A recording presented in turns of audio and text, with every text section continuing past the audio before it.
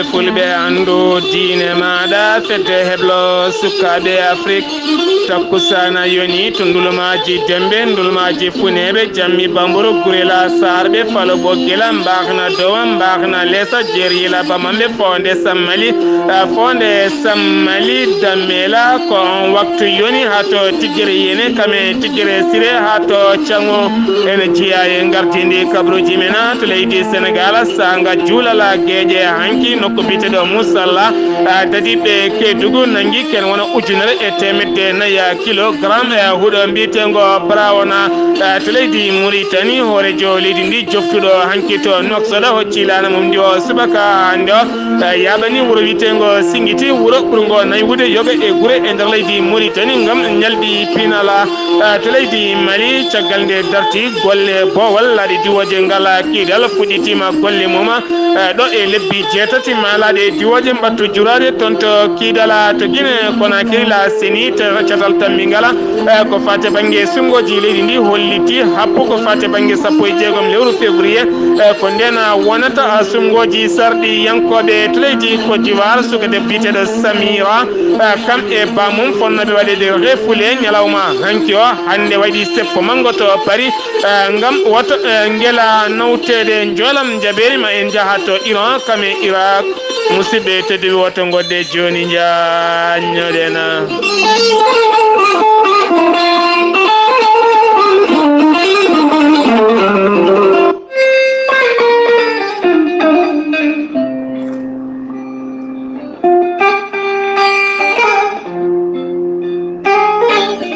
ɓattake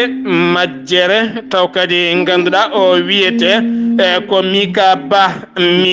Ba jaarowo e duuɓi 80 njool boɗejo ene waɗi wutte bulajo ene togui sawru ne waɗi laafa ɗebka wade no danewani ñande jeeɗiɗi nduɗo hen lewru wonno ko alhamisa sanga juulal tisubar nden tigui o iwi ɗo galle makko ɗo to Arfan mo noksoɗa to Arfada Seydou Nour ko ɗon tigui wa iwno faade juma mo Bamba guila noon wo yeehi haɗo ɗo gonɗen wo artani taw ɓe goni noon koye jiilawa kala noon bawɗo yiide oɗo hen mawɗo gorko yo tinno jokkodira e konɗo hen noddiri kona oɗo hen wiyete ko Seydou Nour Mika Ba ko ɓiyi ko 46 05 89 78 walla mbaɗa Tullayi Mika Ba ko ɓiyi ko 46 90 61 51 50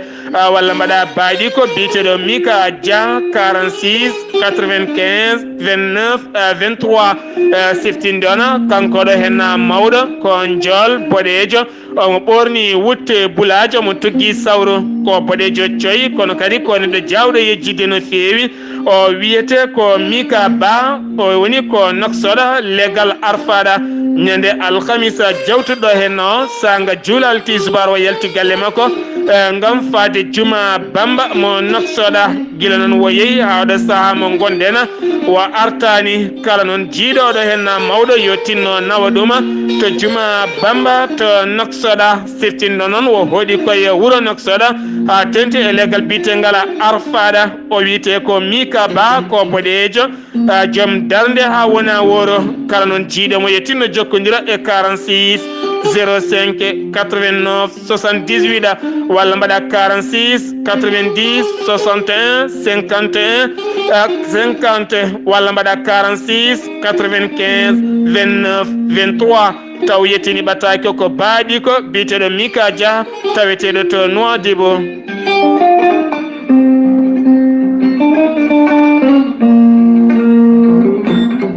ɓattake immorade e docteur Djiby Sow ene tintina dendagal almuɓe mum kala oɗo ñalawma hande omo tawe to Barkewi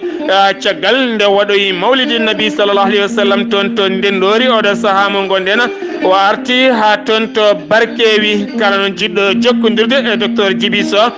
waɗata ko kondo hen noddiri kono siftinde on noon docteur Djibiso ko safiyanke ngana ko fate banggue yoga ñabbuji ha tenti ñaw biteɗo kisti kame fibroma nonne kadi e asma estomac diabète neɗɗo ɓuutowo ha tenti on gonduɗo e ɓuɓri kala ñaw mo gonduɗa sa yewtide docteur Djibiso so tawi wonko andi hen o yimamo andi so ala ko andi hen wa accinma jaaha ɗum noon kala jiɗɗo jokkodiре docteur Djibiso waɗata ko 77 244 92 81 walla mbaɗa 78 353 28 92 walla mbaɗa 70 85 72 47 ko numéro makko WhatsApp to leydi Mali. ɗum noon musidɓe tedduɓe mbadden dando faade e docteur Djibiso taweteɗo ande to barkewi e nder galle Sharif Boubacara Haydara barkewi noon waɗɗani waali waɗɗani goomal waɗɗani barkato.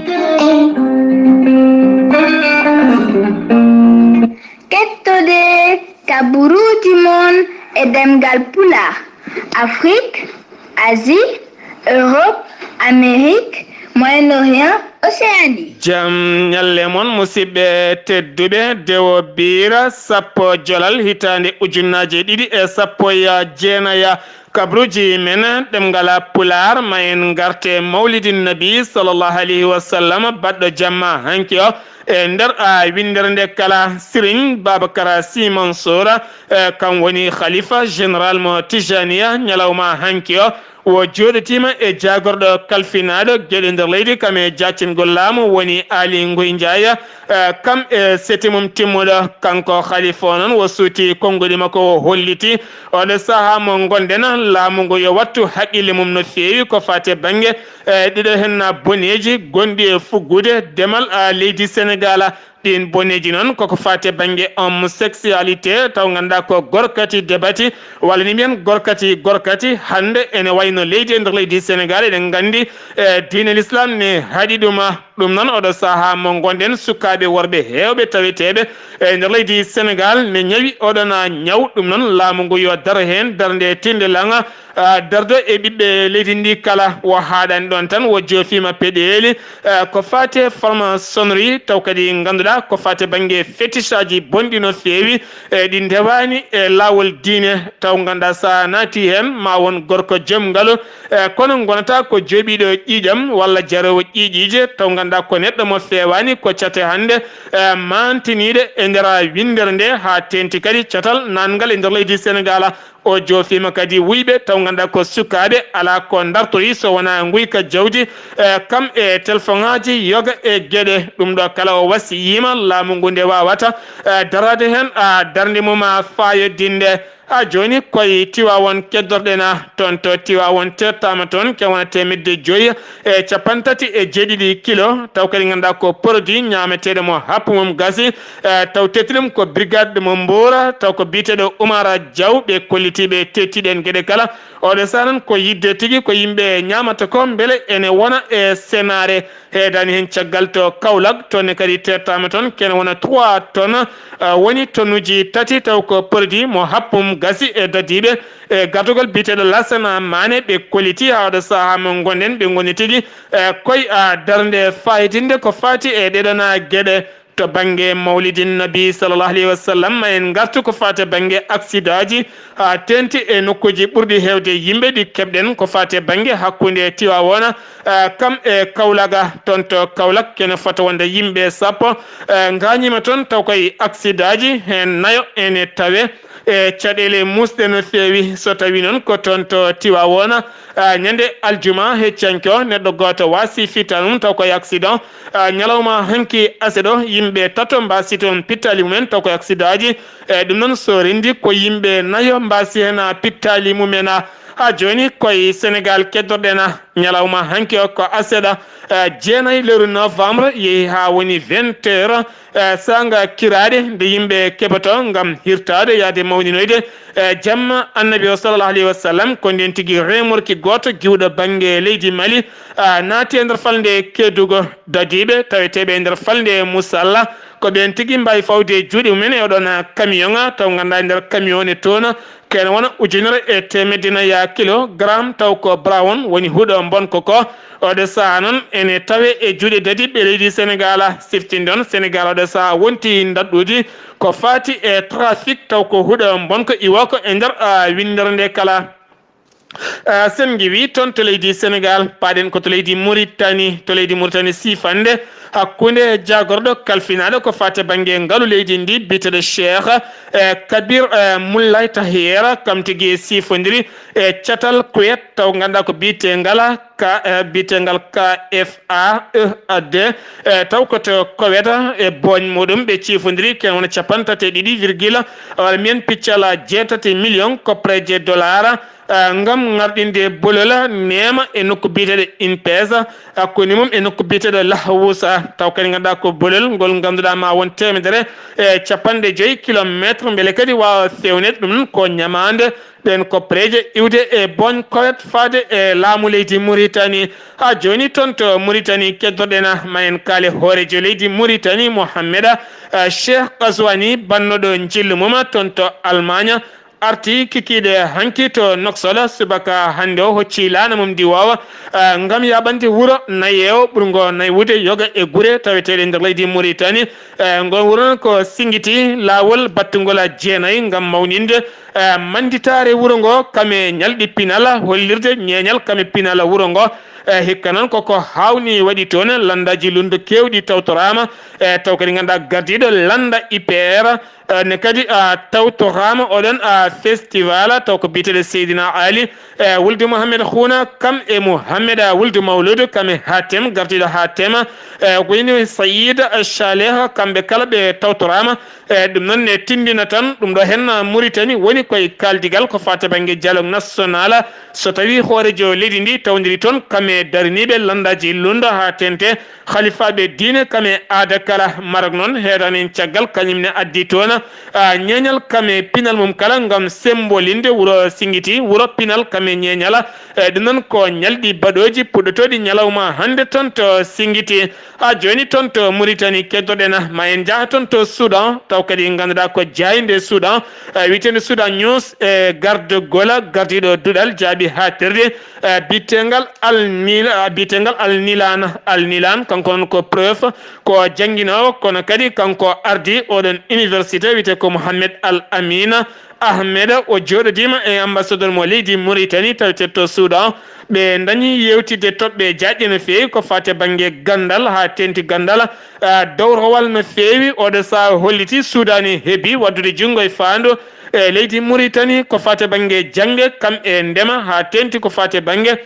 gueɗe ñeñal kam e pinal hakkude leydi Mauritanie kam e leydi Soudan ha joni toon to Mauritanie keddoɗen tawari wanno ko ñande alarba ñande talata jawtuɗo henno oɗo hen suka o yaranno koye duuɓi 22 o jangganno koye lycée mo Darou Naima caggal nde wi ha woni midi ko nen tigui o yalti lycée o gam fatude galle mabɓe nden o yalti demal lycée ɗo ko ɗon tigui o fotti e fedde bandiji no joguiti laɓon tokosona nde ɓe ndirani téléphone makko o sali ko nden tigui hen goto fimo e hoore nden wayani ɓe piimo laaɓe naya nde ɓen kefti téléphone o dogui noon ko ɗon tigui wonnoɓe ɗon ɓe koccimo nawimo to hôpital mo Cheikh Zayida ñande alhamisa jawtuɗo henno sanga juulal tisbar o yalti aduna balɗe seeɗa walla tan mbiyen waktuji seeɗa pawi en ɓen sukaɓe dadiɓe taweteɓe to Darou Naim mbawi fawde juuɗe mum e ɓen sukaɓe bandiji oɗo saha aɓena to police aɓe paadi visa mabɓe gam faade toon to kaso sen giwi toon to leydi Mauritanie paɗen koto leydi Mali kiidala duuɓi tati ene maaha boowal laaɗe diwoji mum ko fate banggue aéroport caggal nde darti fuɗɗitima golle mum e wiide biteɗo Christophe Sylvain taw kam woni chef de bureau ministre mo loni tawete to leydi Mali o holliti ngal ɗon boowal laaɗe diwoje ɗo tan e lebbi 6 ma udit siftinde on kala mon yaha kiidal so tawi jolani e oto hewno jolde koye hélicoptère kono ɗo saaha mo gonɗen ɓoyata ma laaɗe diwoje mbattu lumbade e weeyoji kiidala taw ganda bowal ngala njajeni wala juteni mum ma wona ujunere e temedde jeetati mètre so tawi ko njajeni mum ma wona capanɗe nayi mètre e wiide oɗon gardiɗo bureau ministre mo loni taweteɗo to leydi Mali ha joni toon to Mali keddorɗena ma en kaali oɗo hen gardiɗo catala taw ko ceɓɓitingal biteɗo Iyad Agali o sakti konnguli makko taw koye audio e WhatsApp o yaltini ɗum gam jarde worɓe makko tumande ɓe daari darde fayodinde kanko wi wonan darde fayodinde gam wadde janguji limtinde e koninkoɓe leydi Mali haɗani ɗon tan ha toon to Niger ha fenma Burkina Faso ha toon to Somalie e catal bitegal Shebaba caggal nde ngal yani toon e base mintre ɓe leydi Amérique ɓe jooɓi toon yimɓe yonɓe no fewi o holliti so tawi leydi Mali ha hande ne jokki waddude jungo e fandu kam leydi France nonne kadi Niger Burkina Faso ha hande kamɓene koɓe jokkoɓe wadde janguji mabɓe e koninkoɓe leydi Mali ɗum noon ko konnguli makko ɗi o yaltini e ɓoggi karaleje kankon gardiɗo ngal ɗon catala islamiste en taw ko biteɗo Iyad Agali taweteɗo e nder leydi Mali ha joni toon to Mali keddorɗena ma en jaa toon to Kona toonne kadi ene tawi nder falde mofti sanga 19h45 worɓe wonɓe e motoje nden tigui ɓe jani poste contrôle mo gendarme taweteɗo toon to Kona caggal nde ɓen tini ɗen piyande ɓen gendarme ɓe wonnoɓe ɗon dañi hoccude fetelaji mumen kuccodiri e mabɓe pellodiri e mabɓe yimɓe ɗiɗi noon mba sippitali men taw ko jambour en yahoɓe booli mumen yimɓe ɗiɗi woɓɓe gañimi hen ɓen gañiɓe noon hen goto ko gendarme goɗɗo ko civil kono noon ɓen waɗɓe ngal ɗon baɗal jeehi booli mumen hay goto e mabɓe jaggaka hen ha joni toon to Mali keddorɗena ma en kaal ko fate banggue Soumaïla Cissé caggal nde o huccodiri yoga e lundiɓe o holliti caggal nde o huccodiri jaydiyankoɓe o holliti caɗele wona koninkoɓe leydi Mali wonani pelle ceɓitiɗe caɗele leydi Mali ko Ibrahima Boubacara Keita hande mo ganduɗa ene ronkani wonande jaam e kisal leydi ndi sendutima to Kona ɓen gañiɓe ɓe ɓena to hôpital Sommina hôpital Sommina Dolo taweteɗo toon to Sévaré sen giwi toon to leydi Mali paɗen koto Guinée Conakry laseni catal tambigal ko fate banggue sumgoji leydi ndi caggal nde ɓe kollinno wonande lewru décembre fanduɗo nde ko nden tigui wonno fonno wadde sumgoji sarɗi yankoɓe gasɗi kene wona joni hitande oɗo saaha noon o holliti wonande date mo ƴetti ko 16 lewru février hitande ujunnaje ɗiɗi e nogas so tawi kay woni lundiɓe jaaɓi caggal nde ɓe calino sumgoji ɗi juɓɓine e lewru fandu gam wideɓe happu tottaɗo ene raɓɓiɗi no fewi gam winditade nde wawata wonde ko ɗum saabino ɗo saabe dokkiri 16 lewru février siftinde ona sarɗiyankoɓe leydi Guinée mandaji mabɓe gasi guila hitande ujunnaje ɗiɗi e 17 Alpha Condé tijjanoɗo nokku biyeɗo Kisidugo ene tawe e nder leydi ndi tawtorede jagorɗo kalfinade ndiyam kame gonnoɗo jagorɗo ko fate banggue kaldigal ngal hinde communication kame gardiɗo sur sarɗiyeji leydi ndi caggal nde ɓe cabbimo yimɓe kala ne daari ɓene gama ɓene pobɓa ɓoyata Alpha Condé ara ko ɗon tigui Alpha Condé neeli goɗɗo ko goɗɗo tigui yalte o toon wiye Alhaji Tidiane walla mbiyen Alhaji Traoré taw ganduɗa ko disodirteɗo to galle Sékou Touréya woni galle lamorgo to on holliti noon Alpha Condé heɓani arde ko kam tigui ari yetti yimɓe hewɓe noon kolliri hen mette mumen no fewi to Côte d'Ivoire guel hen cukalel de guel wiyete ko Samira kanko e bammakko fonnoɓe refulede ñalawma heccihanke o toon to leydi France walla mi ñalawma hanke o subaka hande yimɓe hewɓe jippima e boli ɗaɓɓi sifande ko fate banggue signature kene wona cifande jonde no fewi oɗo saabe dañi gam hokkirde ɗum hoorejo leydi France gam beele cukalel ngel wasa waɗede refule caggal nde ngel doogui toon to leydi Côte d'Ivoire saabi dogdemo to Côte d'Ivoire ko dogdemo woto haddinede siftinde oɗo saaha yimɓe hewɓe nana daari gam haɓade ko fate banggue kaddingol sukaɓe rewɓe to Côte d'Ivoire ha joni abobo bo wakke tonne kadi jaggama toon kene wona bandiji jeetati tampinnoɓe nokku o kala gaddunoɗo kaytol ngam yidde portude plainte tawama ɓeɗo henna bandiji jaggaɓe kamɓe kelano boutique aji magasin uji e galleji kamɓe gonanno gari banggueji kala dadiɓe taweteɓe nokku biteɗo nokku kamɓe ɓen dadiɓe taweteɓe e 34e arrondissement ko ɓen tigui jagguiɓe sen wi toon to Côte d'Ivoire paɗen ko toon to Burkina Faso oɗo saha hollitama faggudu leydi ndi yatiri caggal guila tan jango waɗi toon ñande alhamisa jawtuɗo ha ganduɗa yoɓima pittali 57 gollotonoɓe e oɓirde kanŋe taw ganduɗa ko gollorgal jeeyngal toon to Canada bitengal Sanfort taw ganduɗa ko gollinogal sukaɓe yonɓe ɓiɓɓe leydi ndi ngal gollorgal ngal nannano ngalu jonɗo no fewi e nder leydi ndi oɗo saha ngal uddi demude maggal caggal sunare 36 warede toon hollitama faggudu leydi ndi yatiri caggal no fewi to Burkina Faso jimo biteɗo Ramala Salma kam tigui oɗo saha taƴana ñalawma hanki o walla ñalawma e canki ene lelo hitande e kaso ene yoɓa million koppreje franc CFA caggal e ɓoggi karalleje nde o haali haala bon kono fewi faade e magistrat en woni ñawoɓe taw konngudi jooɗani hay seeɗa siftinone e kala saha mo heewi jiɓodirde e maɓɓe kanko on biteɗo Ramata Diallo taw ko yimiyanke ngana caggal nde waɗi tourné makko hakkude leydi Burkina kam e Niger hollitama on tourné jibini ke wona 30 million koppreje franc CFA kono ɗo saha mo gonɗen wonande ngal ɗon tribunal taƴinimo omo lelo lebbi 12 e kaso omo yoɓa amende million koppreje franc CFA to Niger Mohamed Issoufou ko horejo leydi ndi waɗi jillu mum